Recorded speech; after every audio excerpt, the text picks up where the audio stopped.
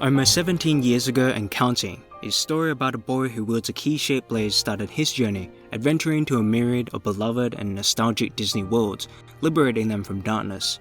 It began a timeless tale of whimsicality, with a tapestry of characters all dear to our hearts, as we witness some of the greatest action RPG combat that even to this day captures a deep adoration and sense of catharsis among the plethora fanbase.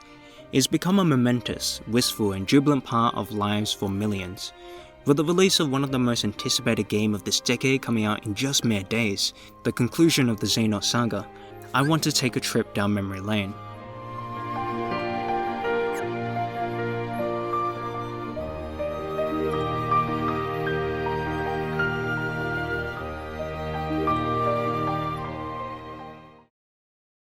The first sparks that gave life to Kingdom Hearts was actually unveiled when Miss Yamamoto, a Disney executive, pitched a collaboration to Shinji Hashimoto, Square producer, famously in an elevator shared by both companies. She had encompassed a keen interest in Square, but little did Disney probably know, this was the exact answer that Square needed, and desperately required this integral partnership. Subsequently, a discussion arose as a result between Mr. Hashimoto and Hironobu Sakaguchi, the father of the world-renowned video game series Final Fantasy. The discussion centered around the success of Super Mario 64, which inspired them to begin an experience that rivaled it. The circumstances surrounding Square had far deeper roots, however, as this was during Idols times when they were in red ink as a company for the first time in history. This was due to the delay of Final Fantasy X, along with the 11th and 12th title already being in development, which situated the company in a place of financial strain. They needed to rely on a new IP outside of Final Fantasy, with an entity that was iconic and influential.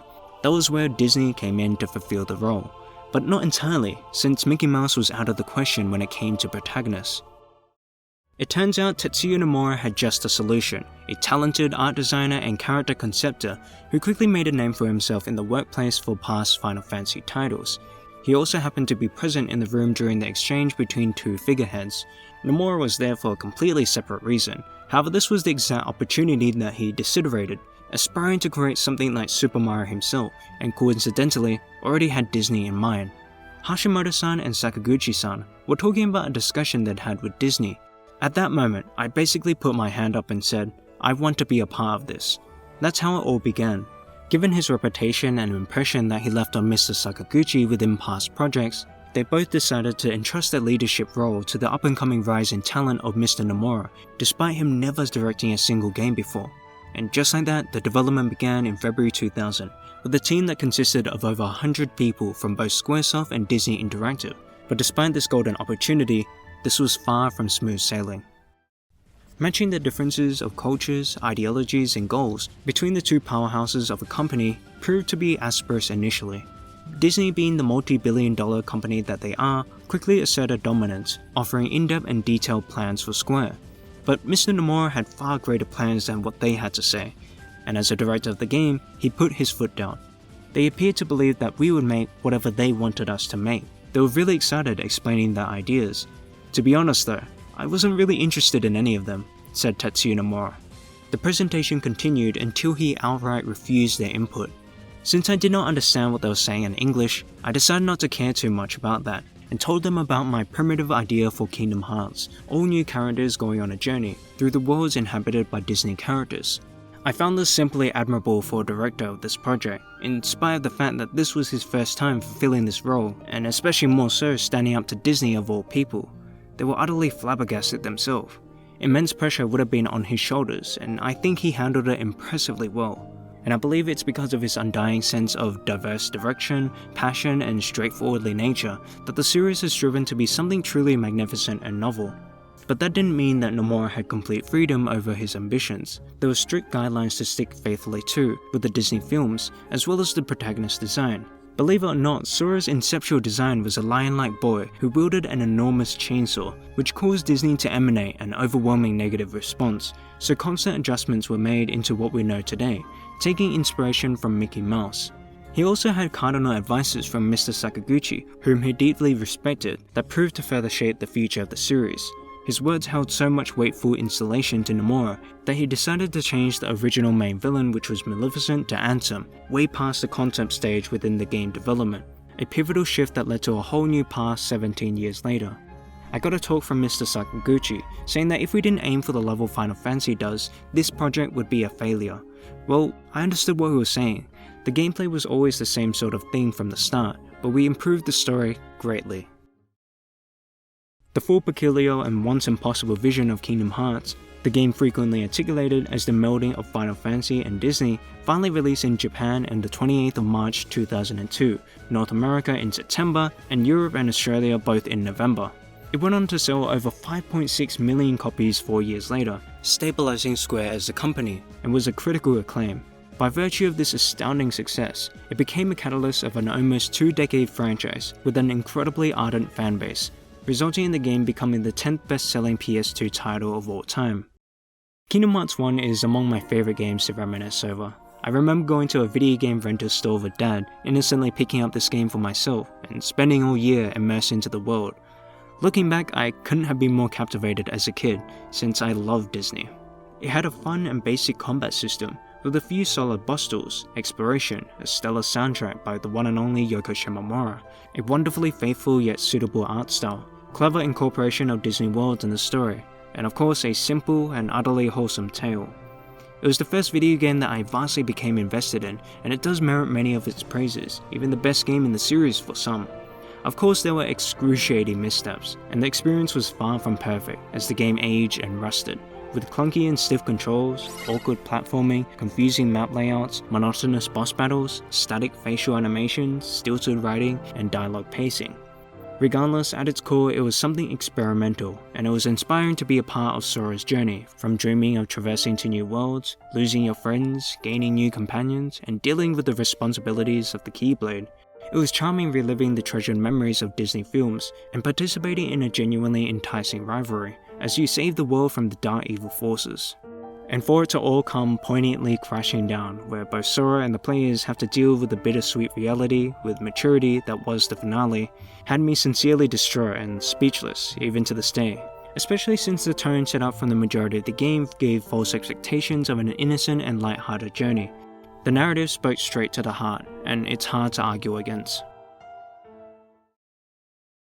Kingdom Hearts Chain of Memories, released on the Game Boy Advance in 2004, is the next entry in line that continues the story of Sora seeking to unveil Riku's whereabouts. He meets a mystifying man donned in a black coat, who lures him into a place known as Castle Oblivion. This is without competition the most tremendous outlier of the franchise, and potentially from the action RPG genre in general from a gameplay standpoint. The development for the highly anticipated Kingdom Hearts 2 had already begun when the concept of Chain of Memories was born, known initially as Lost Memories. Initially Nomura was skeptical and vacillated developing a sequel on the GBA after he was suggested it, since he was doubtful of the art direction. Translating the world from 3D to 2D wasn't exactly a viable option to him, but he was persuaded to do so since there was some demand from the young audience who wished to play Kingdom Hearts on the portable system. He found confidence in himself that this would be a possibility. This would serve as the link narratively from the first to second number game, considering there was a 1-year gap between both of them. A substantial influence of the story was that Nomura desired to have Sora restart gameplay and ability-wise for KH2, so he decided to construct a plot with the concept of memory loss as the core subject, so there'd be a harmonic story reason for the stat refresh. In September 2003 at TGS, both Kingdom Hearts 2 and Chain of Memories were announced, and it was considered a surprising success, selling 1.55 million copies by the end of 2009. Looking back in retrospect, many would say developing this on the GBA was an oversight, like how the future titles would bounce between a whole library of consoles, excluding a lot of the fanbase, which did have a significant impact on the experience of Kingdom Hearts 2. But this might have been the most optimal choice for the company, since it did perform well, allowed the company to release something as they were developing Kingdom Hearts 2, and didn't really hurt the KH2 story detrimentally in my opinion, which makes more sense since Nomura in actuality intended to leave a gap between the two primary installments unexplained.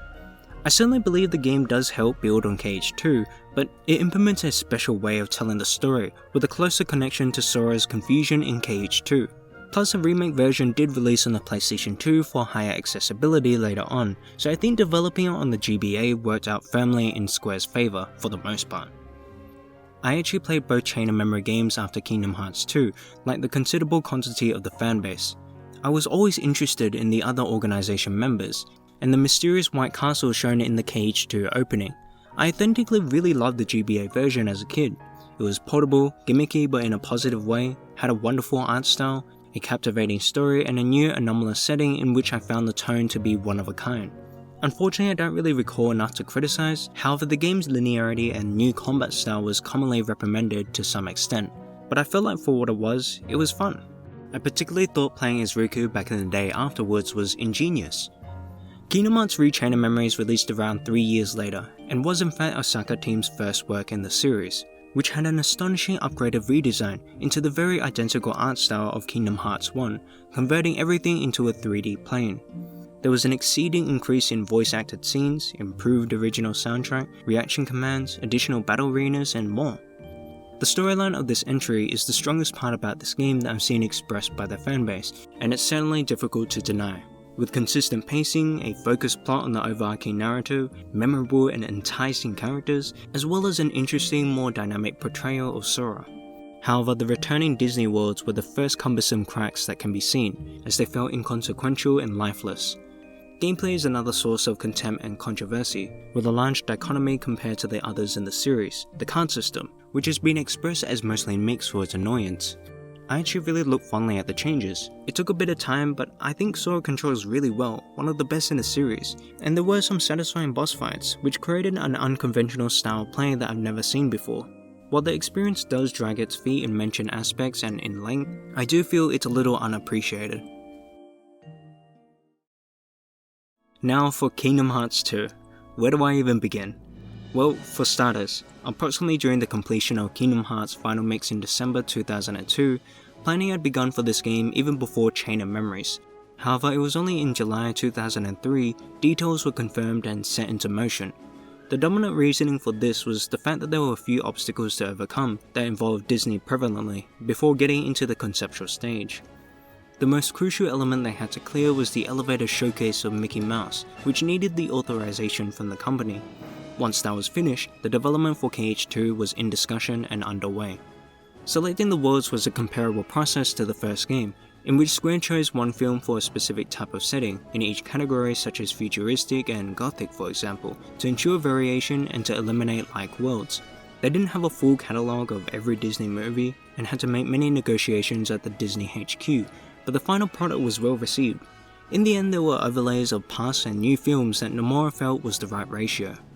Nomura states for the vision of the game that one of our goals was to recover all the foreshadowing from the previous game.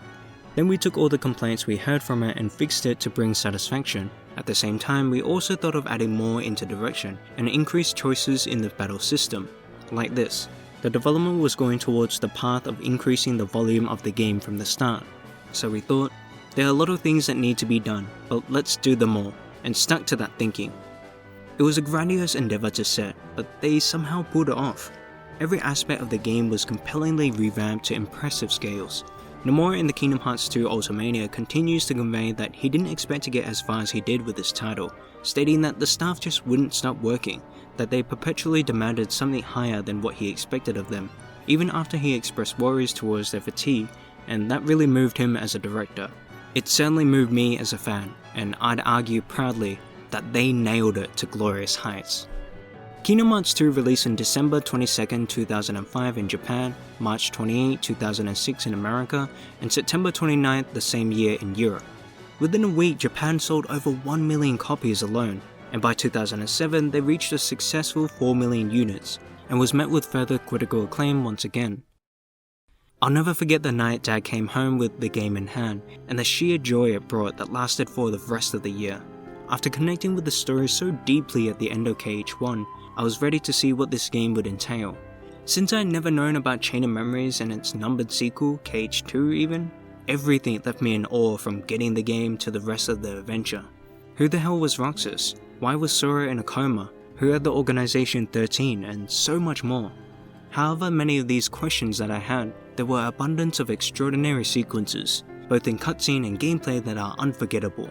And after waiting for what felt like an eternity to see the conclusion to this arc, I was left in amazement. The narrative of Roxas, regardless of my questions, moved me deeply and felt poetic in its thematic conclusion. The journey of Sora was once again filled with exhilaration and upliftment, and the conclusion was beautifully heartwarming, perceiving the apparent finale of Sora, Riku, and Kairi's happy ending. But there would be more in the secret ending that countless of us speculated to be the future, and the wait for Kingdom Hearts 3 was born.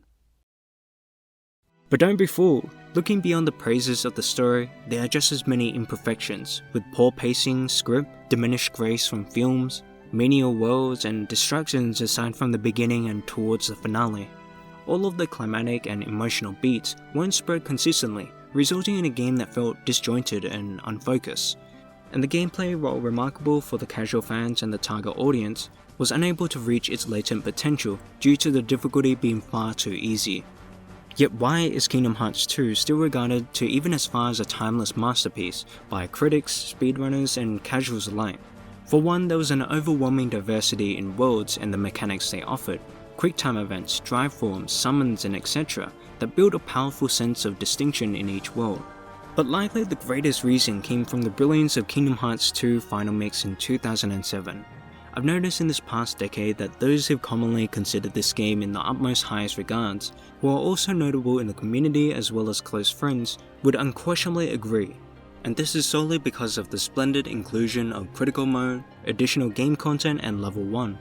I'm actually in the midst of doing a level 1 run myself, and I can proudly say I've made considerable progress.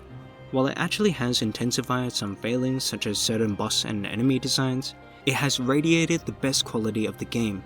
See, critical and level 1 isn't just artificially increasing the difficulty, but the entire procedure of play, and forces you to constantly utilize and experiment with your notably balanced kit of summons, limits, drive forms, magic, and more, and how each varied ability so fluidly connects together on top of the satisfying movement of Sora and good boss designs that required you to study their pattern just made for a prodigious, cathartic game that I couldn't possibly put into words, not in this video.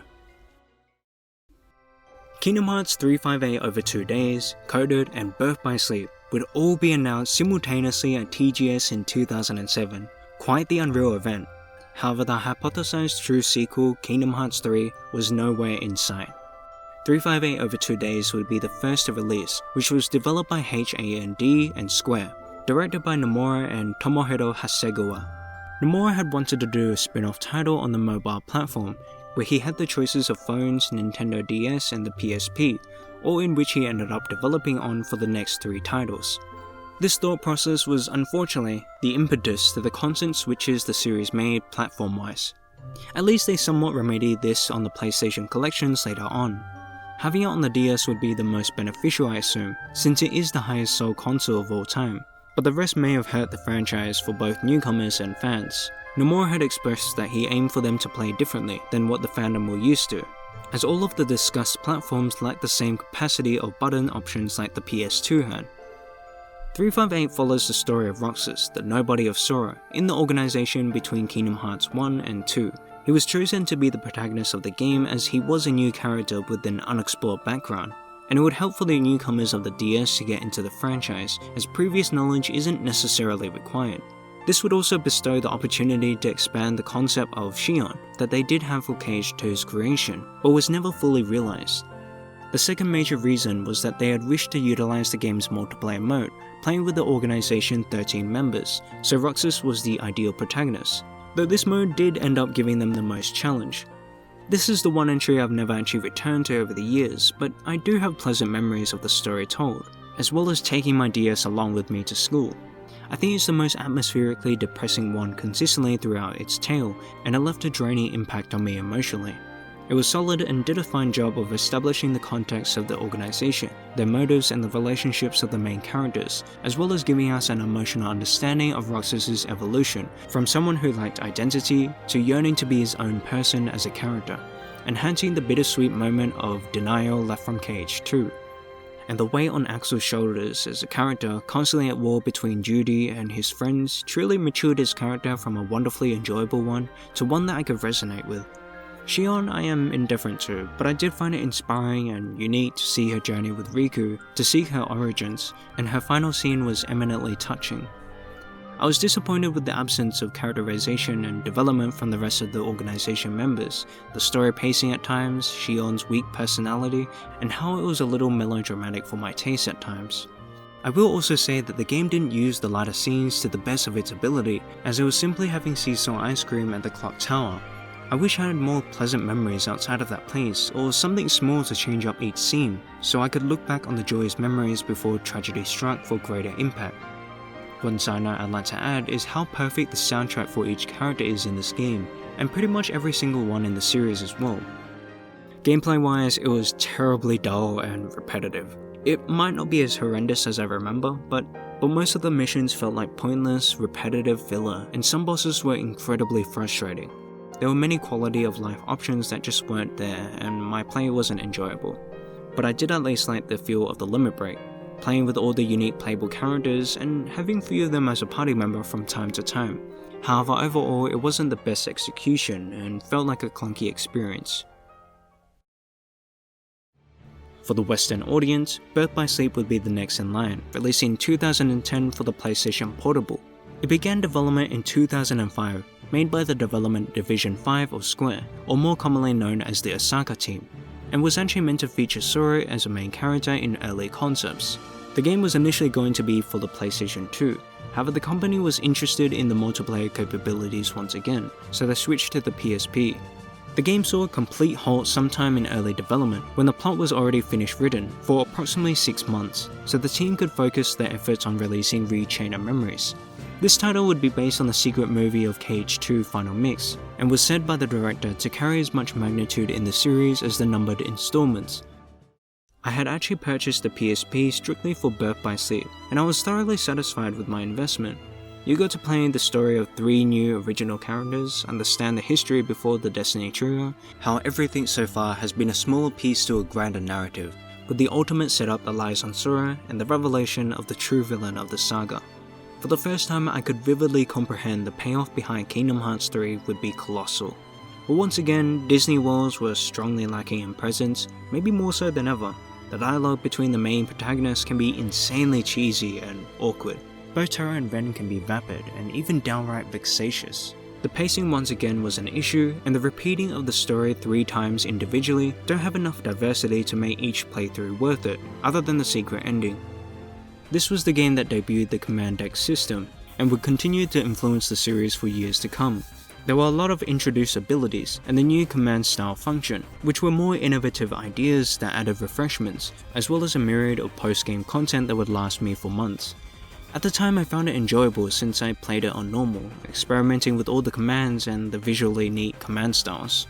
But over the years I've noticed on higher difficulties that there were glaring balancing excressions, with the over-reliance on specific commands with virtually no cost whatsoever, as well as the absence of viability of basic combos. And the enemies were also consistently poor, with nonsensical staggering. Birth by Sleep notoriously became the prime talking point in the community of atrocious game design in the series, and really hasn't aged well. Next we have Kingdom Hearts Recoded, released in 2010 for Japan and 2011 worldwide on the Nintendo DS. There was also a non-remake version released before BBS in 2008, as a Japan exclusive on the mobile phones, directed by both Hajime Tabata and Nomura. Here's something amusing Tabata had to say about the birth of the game. Nomura was drunk at midnight, oh god, and began to explain the idea with the help of a whiteboard and its contents for the mobile phone. There was a lot of planning going in for that midnight. At first the plan seemed terrible, but at the same time interesting. After all, Kingdom Hearts is special. It's honestly baffling that the creation of Coded, a video game from a multi-$100 million company, began over a detailed but drunk conversation. He wished the gameplay to feel like a playground to the fans, and wasn't supposed to fit chronologically in the series, but resolves at the final sequence to tie 358 and Birth by Sleep together for further setup. The game was created with a combination of 2D and 3D graphics instead of fully 3D, to have it playable on as many devices as possible to allow distribution worldwide. However, the technical specifications were exceedingly infrequent to have been met on most devices despite this consideration, so augmenting the release to other countries outside of Japan never happened. Episodes were released monthly from 2008 for a total of 8 months in a row, but was discontinued years later in 2013 and became unavailable for download. The game was remade under the name Recoded, since the Western audience had never got the opportunity to play it. Originally the Wii was up for debate as for which platform the game would be on, as Nomura wanted to re-release all the episodes easily on there. However, the aim of this project was to acquire an expanded target audience, so the DS was chosen once again. But a simple port or remaster of the mobile game didn't fit into the cartridge, so Nomura decided to remake it from scratch. Gameplay mechanics were entirely revamped on the DS, and a simplified system had replaced it, so BBS became the model of reference with the command deck. HAND would develop the game once again, taking close to a year, and the remake had become an astronomical mission to finish. They even stated that this project was near impossible, since the scale of the game surpassed expectations, so the Osaka team was called in to lend further assistance. I personally love Recoded, and even regard it as my top 3 in the series gameplay-wise. This was actually in a time where I moderately fell out of gaming and turned to sports, but this swiftly enticed me back into the gaming medium. I love its constant experimentation and change of flow, its tight feel of combat, how each keyblade were mechanically special. As far as I know, the game had a balanced command deck, fun customization, and more. The graphics were really nice too, some of the best on the DS. It's genuinely a solid and fun game, an outstanding portable product. The only downside I could think of was that the Data World segments can become a touch repetitive. The story is frequently derided for its filler nature, and it's little to no meaningful build-up of anything really. It does conclude satisfactorily, pointing towards the eventual Kingdom Hearts 3 title. However, the journey to the climax is rather minuscule and insignificant. Luckily, it doesn't take itself nearly as seriously. It's just an adventurous side episode with Kingdom Hearts characters. Kingdom Hearts Dream Drop Distance would be the last new thing we'd play from Kingdom Hearts for what would feel like an eternity, released in 2012 on the 3DS, 1 year before the official announcement of KH3. The development team would once again consist of the Osaka team and also Square's First Division department, which possessed members that developed The World Ends With You, hence the premise of Neku and other related characters appearing over the traditional Final Fantasy characters. The Nintendo 3DS would be the chosen platform after positive assessment done by Square on the console, mainly for its build quality and functionality. The 3DS had inspired Nomura to make a dive mode when transitioning to multiple worlds, and the making of Dream Eaters along with the pet-like system that surrounded them, while the flow motion structure was already constructed before selecting a platform. There'd also be a stream of new worlds and prominent evolutions of existing ones as demanded by the fans. Sora and Riku were set to be the protagonists of this entry as they represented two sides of the theme light and dark, and were suitable choices to complement the build-up of Xehanort's finale.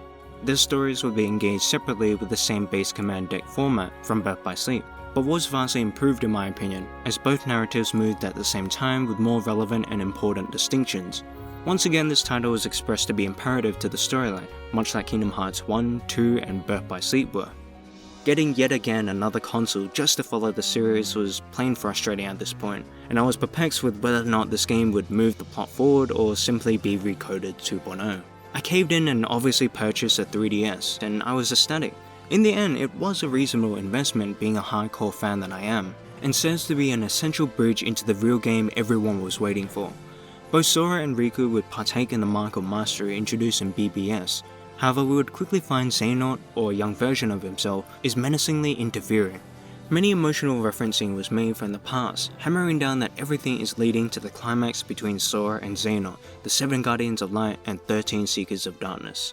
I especially relish in the fact that this was more of a Riku game, where his character really got to shine for the first time in the franchise. A vital subversion of expectation, smoothly wrapping up his character arc set up from the very beginning of the story. However, the tale of Dream Drop Distance ended up being the greatest source of derision from my experience in the community. First of all, Sora's personality took a severe turn for the worse, where his character became torturously clumsy and unsophisticated. There were additional flaws much like the previous entries regarding to Disney Worlds 2. But beyond these features, the element of time travel insinuated its way into the game, and I've never seen a fanbase grown harder. This was where I admit for the first time I struggled slightly to follow and piece together what was going on, and I live on the Kingdom Hearts series. Now I think the plot, the events that occur in Kingdom Hearts in general is profoundly simple. However, the convolution, as people like to call it, it's probably in the awkward nomenclature and lore. How said events happens is a lot of times tough to follow, but I thought it was alright as it provoked discussions as we waited for Kingdom Hearts 3. The rule sets were immensely cool and unique. In retrospect, I don't think adding time travel deeply wounded the story as many would over-exaggerate. It was merely a device to revive and reuse the organization members, which can be a problem in itself, as it feels as if no progress has been made. Only time will tell whether or not DDD has influenced KH3 negatively or positively. While I don't recall my time with this game well, as I was on holiday at the same time, I do remember that flow motion was a cool and new flashy innovative system that changed up the flow of combat. I love the speed and the freedom it offered, one of my favourite parts about the game, but can be heavily abused early on. Map enrichments to verticality and size were also applied to complement this ability. It can feel a little empty at times, however. Once again, command X of balloons was dreadfully overpowered and unbalanced. I know most also dislike the Dream Eaters, but I personally found it to be decent and a neat addition to the 3DS. Overall, I had fun while it lasted a short while in this entry, but once again, balancing was a glaring point. One more thing I'd like to add is that Yoko Shimomura's music, as well as Tsuyoshi Sekiro and Takaharu Ishimoto's work on composing the library of new soundtracks, was absolutely stellar. Next we have Kingdom Hearts Key, a web browser released in 2013 exclusively in Japan, developed by Square and Senna, directed by Nomura and Tatsuya Kando, who also worked on The World Ends With You. This title serves to be a prequel to Kingdom Hearts 100 years before, narrating the story preceding, during, and after the Keyblade War. The art direction and combat would be entirely transformed into a simpler, fairy tale-like design, since it was controlled via the mouse. According to Nomura, since the story of Kingdom Hearts Key and 3 were contrived at the same time, there'd be a vigorous connection, but Key could be told on its own without prior knowledge for newcomers due to its distance in the timeline. KH3 did temporarily interrupt Key's development, so they could focus on the demanded game some point earlier on. There was also the mobile version in the midst of development, originally planned for a simultaneous release with the web browser, but inundated the developers and became far too much to handle at that time. After Key release, the mobile title was shifted into focus, and Square quickly decided that this couldn't be a simple port, but a further casual version of the PC game. It was renamed as Unchained Key, symbolizing the release onto the mobile platform in 2015 for Japan and 2016 worldwide. In September 2016, the original Key title was discontinued and shut down. At the 1-year anniversary of Unchained Key, it was rebranded into Union Cross, with a new multiplayer mode and story update. This is a pretty cute and mindless mobile game. The thought of playing a minimal Kingdom Hearts game on the go was promising. I think the presentation, graphics, animation, metal art, and UI are refreshing, crafted with attention but still retains a level of faithfulness. The music is fantastic and nostalgic for a mobile game, and the community is one of a kind from my experience. The metal customization slot system is interesting and can get surprisingly detailed, and the plot at times can ramp up to be fiercely engaging. It always manages to spark a massive discussion. They do, however, make many questionable choices in the direction they're going, and feels like a downright mess a lot of the times. On the flip side, it's still got entertainment value. However, all of these surround absurd microtransactions, but nausea gameplay and filler mission that legitimately made me question my sanity as a fan.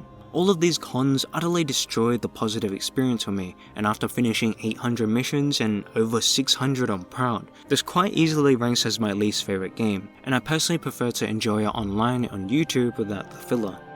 Union Cross is unfortunately not for me.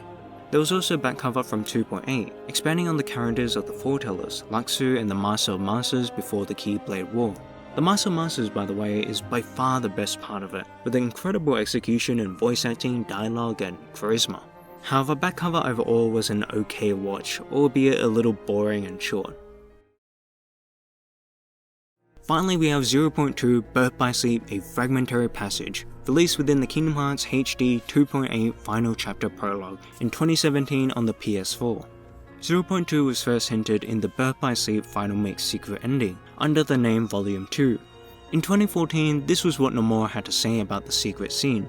It shows the existence of Aqua's story in the realm of darkness. It means she didn't just wander about in the darkness for 10 years, but she passed through many experiences. However, it is a fragmentary passage, as the name suggests, that the story was severed and wasn't told. I hope I can tell it when given the opportunity. In the credits of 2.5 in 2014, there was reference of DDD, suggesting another collection was in the works. In September 2015 pre-TGS, the game was first announced, which had the community buzz in elation to finally see something new from the franchise at last. As time quickly went on, 2.8 took the spotlight as KH3's promotion halted for almost 2 years. As Nomura puts it, this would give the fans a taste of KH3 sooner rather than later, even if it would be nowhere near the size of the full game. Originally it was scheduled to release in 2017, however did receive a minor delay, directly due to the Final Fantasy XV delay, in which the team needed assistance from Kingdom Hearts to polish and release the game.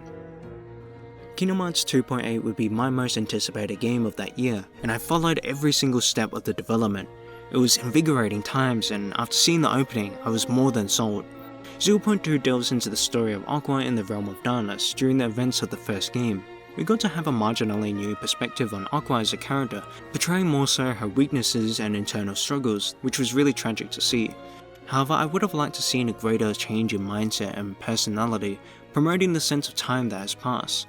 I thought the story was amiably minimal, but I found the inclusion of the final scenes to be artificially forced to fit the first title. The game did do well overall, to set up the final piece of expectations for KH3, and I really can't complain much about the plot, even if it played it safe and didn't really add much to the upcoming entry. But I guess you could say it was because of this exact reason. The writers set up false expectation and it hit the community hard after a particular revelation within a Kingdom Hearts 3 trailer. The gameplay returned to the traditional numbered system of command menus, a fantastic first step in the right direction.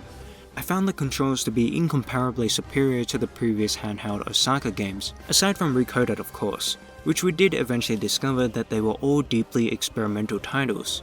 The basic attacks were finally practical, balance was a thing that truly existed, which are already extraordinary improvements. Utilizing magic and items were amazingly enhanced into something that felt wondrously fluent in combat, and shock loss were even more satisfying to fit effortlessly into combos. The game introduced new enemies too, albeit not that many, some really obnoxious. But there was one in particular, the Zodiac Aqua secret boss, that represents the pure art of boss design, the most enjoyable moment I've ever had in a game. She was consistent, excruciatingly demanding yet fair, punishing against your exploitable moves such as barrier and shockla, had important voice cues and was a delight to study. This fight alone, for the first time, persuaded me to have trust in Kingdom Hearts 3's gameplay.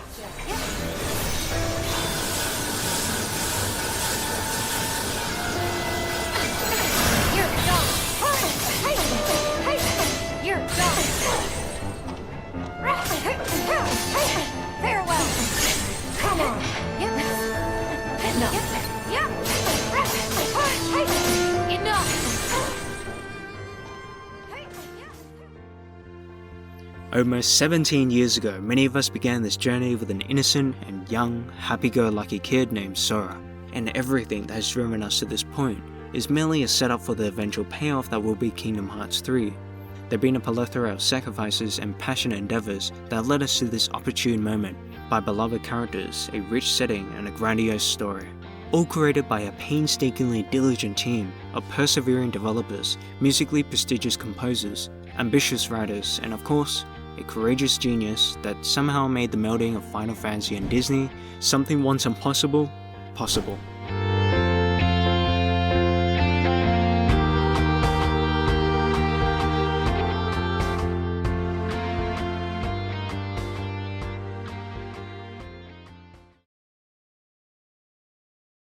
Well, that about wraps up this video.